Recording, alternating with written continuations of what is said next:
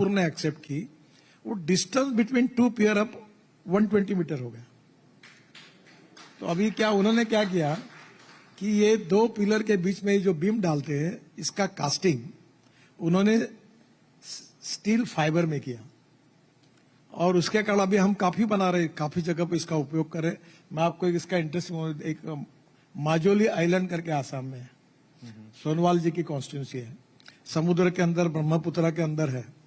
तो मैं उनके चुनाव प्रचार के लिए गया था, तो वो हेलीकॉप्टर, वो मुख्यमंत्री थे उस समय, बोले आप ब्रिज डिक्लेयर करो। अभी ब्रह्मपुत्रा है ना, समुद्र ही है, वो रिवर नहीं है। हाँ, बिल्कुल। तो मैं बोला कैसे होगा, मैं उनको बहुत मना करता रहा। तो उन्होंने कहा देखो आपने मुझे पार्टी में लाया, मुख्यमंत्री बनाया, अगर आप चाहते कि मैं अगली बार चुन के नहीं आऊं तो मैं क्या बताऊं, ऐसा करके उन्होंने मुझे इमोशनल ब्लैकमेलिंग किया। तो जाते जाते मेरे मन में आया कि जाने दो, कहीं मैं इसको नहीं किया तो ये हारेगा, तो मैं जाके डिक्लेयर कर दिया। तो मुझे लगा 700-800 करोड़ का, 1000 करोड़ का होगा। आने के बाद मुझे पता चला कि ये 6000 करोड़ रुपए लगेंगे। तो मैं बोला अब कैसे करना, तो मैंने कहा कि ये टेक्नोलॉजी लाओ, और उसका टेंडर निकाला, और ये टेक्नोलॉजी लाने के बाद उसका टेंडर आया 680 करोड़, यूपी ब्रिज कारपोरेशन ने बनाया, और अभी उसमें बचे। तो आप जो बिल्डिंग बनाते हैं, अभी जैसे हॉल है, इधर ये डिस्टेंस है, ये अगर 120 मीटर तक ऊपर में प्रीकास्ट अगर आपने स्टील फाइबर यूज किया तो आपके बीच वाले पिलर बच जाएंगे, तो आपकी कॉस्ट ऑफ कंस्ट्रक्शन कम होगी। दूसरी बात, स्टील और सीमेंट बहुत कम ही कंपनी, 8-10 लोग ही खेलते हैं, वो बार बार रेट बढ़ाते हैं। ये मैं बार आपसे, मेरा अगला सवाल था, ये आपकी हमेशा कंप्लेंट रही है, कार्टेलाइजेशन, ऐसा मेरा तो मत है। हाँ। तो इनको जमीन पे लाने में अच्छा उपाय है कि ग्लास फाइबर स्टील आया अभी। हाँ। अभी मैंने एनएचआई में भी अलाउ कर, 40% स्टील सीमेंट तो हम ही लेते हैं। हाँ। तो मैं अभी कह रहा हूं कि बस आप ग्लास फाइबर स्टील लगाओ। वो क्या है कि स्टील से 30% कॉस्ट कम होती है।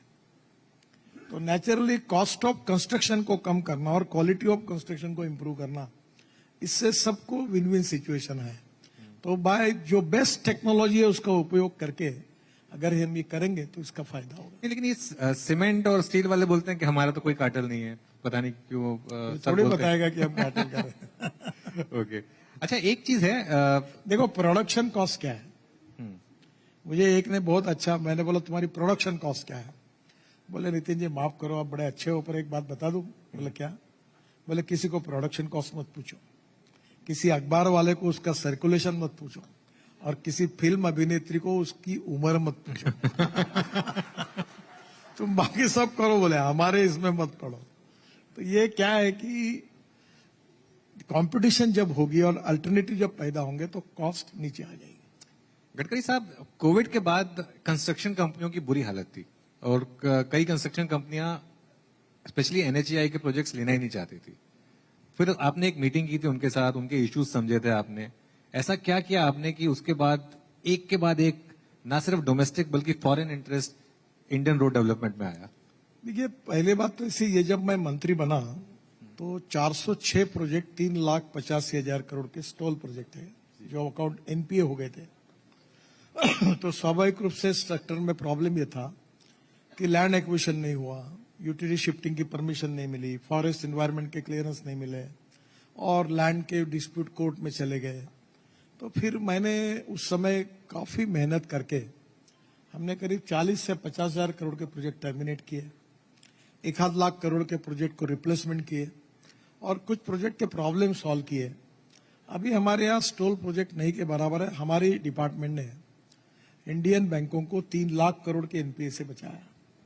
और अभी तो रोड, अभी मैं आप सबको आह्वान करूंगा कि अब हम बीओटी में एक स्पेशल ड्राइव कर रहे हैं, और बीओटी की एक कॉन्फ्रेंस भी कर रहे हैं, built operate and transfer. BOT come back कर रहा है, एचईएम मॉडल से वापस बीओटी? नहीं, हाइब्रिड एन्युटी मॉडल हमने उस समय निकाला था। हाँ। पर अभी बीओटी को हम बड़े प्रमाण पर करें क्योंकि कॉन्ट्रैक्टर में ताकत आई है। अरे पहले बीओटी से लोग डरते थे, अब वो डर निकल गया बीओटी से। बाद में डाउन हो गई, परिस्थिति खराब हो गई, उन्होंने बहुत हालत खराब हो गई बड़ी बड़ी कंपनियों की। हाँ। तो वो हमने फिर हाइब्रिड एन्युटी मॉडल निकाला कि 40% हम देंगे, 60% वो लाएंगे।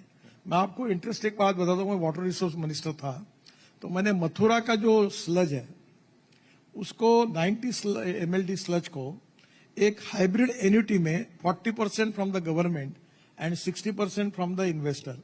त्रिवेणी इंजीनियरिंग करके कंपनी उन्होंने लिया, और वो जो पानी शुद्ध किया वो इंडियन ऑयल रिफाइनरी ने 20 करोड़ साल के देकर वो खरीद लिया। प्रोजेक्ट सक्सेसफुली हुआ। तो आजकल तो solid waste management, liquid waste management, road में तो कोई प्रॉब्लम ही नहीं है। अभी मैं आपको बताऊं, हमने इनविट मॉडल में मुंबई स्टॉक एक्सचेंज में हमारे बॉन्ड इश्यू को लॉन्च किया, तो 7 दिन का टाइम था, और लॉन्च करने के बाद और मुझे वो बाद में 1 घंटा बजाकर उसको बंद करना था। तो पहले दिन 7 घंटे में हमारा 7 टाइम्स ओवर सब्सक्राइब हुआ, इतना पैसा मिला। और अब मैंने तय किया कि अब बड़े लोगों के पैसे से रोड नहीं बनाएंगे। जो छोटे लोग हैं, सरकारी नौकर है, कांस्टेबल है, कंपाउंडर है, नर्स है, ये छोटे पत्रकार, छोटे जो सैलरी वाले हैं, मैंने उनको कहा कि मैं आपको 8.05% इंटरेस्ट ईयरली दूंगा, और इंटरेस्ट आपके अकाउंट में हर मंथ में जमा करूंगा। तो बैंक में फिक्स डिपॉजिट और ये करे तो 4.5-5%, ये 8.05% AAA रेटिंग NHAI का है।